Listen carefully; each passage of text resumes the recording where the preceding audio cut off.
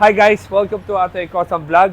So gumawa tayo ng wuling na rescue vehicle.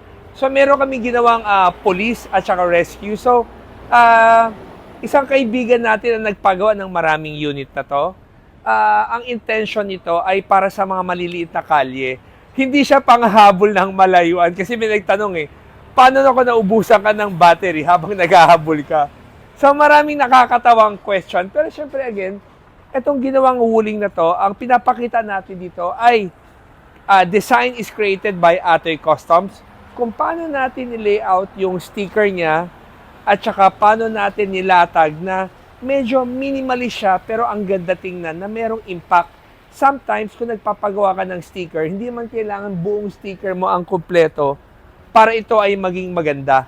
So kahit na minimalist siya, pwedeng lumabas na maganda. Tulad ng mga ginawa natin na to, kinuha ko yung mga linya ng sasakyan at saka puro boxy ang design na sticker na ginawa ko because of boxy yung sasakyan. Tapos dito sa gilid, kung makita nyo, ito, imaginary ko lang tong number na to.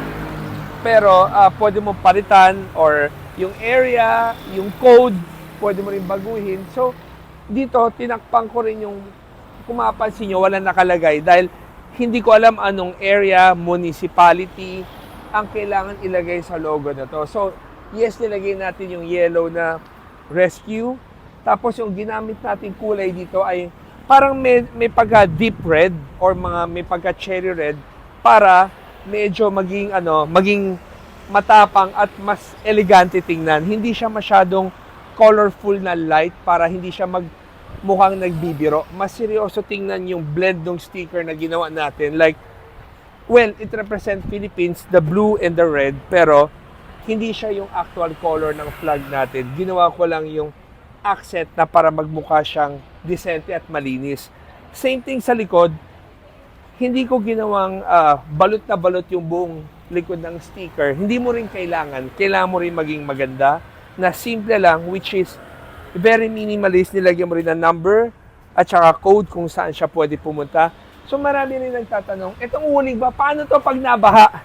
So guys, makikita nyo sa mga ibang video ng wuling sa China, makikita nyo, sumikat din yung wuling pag may baha, sinusugod nila to at nasa-survive niya. Pero hindi ko sinabing pang baha to Sinasabi ko lang, kung sakaling meron bigla ang baha, may mapapanood kayong video ng wuling, gano'n siya katibay at paano siya dumadaan sa baha. Silipin naman natin ang loob. So, ang loob dito ay it's a 4-seater. So, magugulat ka, yung pagka 4-seater niya ay maluwag. So, I'm not promoting the car, pero ang gusto ko lang sabihin na maluwag yung likod niya. Ngayon, ito ay Game Boy. I think the Game Boy, ang kilometers niya, mas malayo ang napupuntahan niya kumpara sa regular wuling. So, ito yung feeling niya. Ang feeling mo, ang tangkad mo dito So, brake. Ito. Tapos, ang lamig rin ng aircon niya. So, ito yung susi niya. So,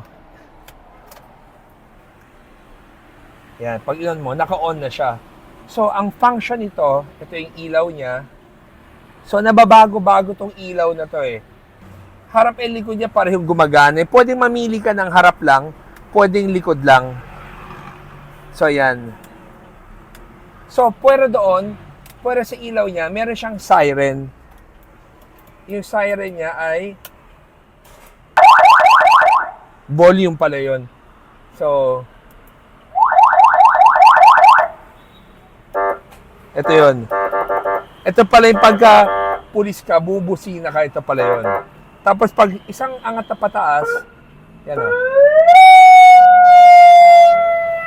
Tapos kung sakaling gusto mong magsalita, ito yun yung volume niya. Hello, hello, hello, hello. Yan. So tapos ito yung different mode yan ng siren.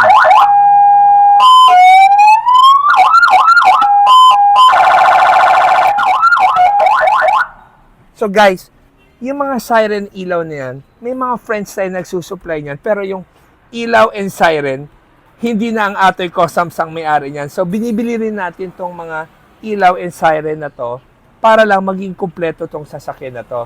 So guys, ito yung project car namin na wuling.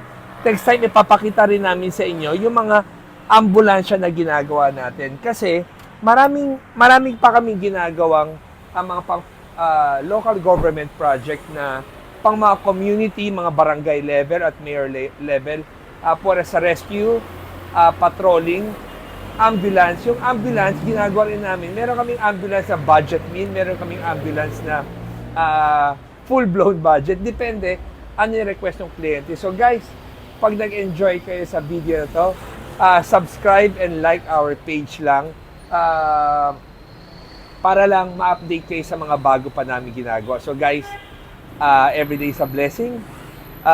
Remove negativity. Siyempre, ang dami natin pinagdadaan sa buhay na kahit na negatibo, bigyan mas maraming rason na magpasalamat ka kaysa magmukmuk ka. So guys, thank you for watching and always remember, Jesus loves you and God bless.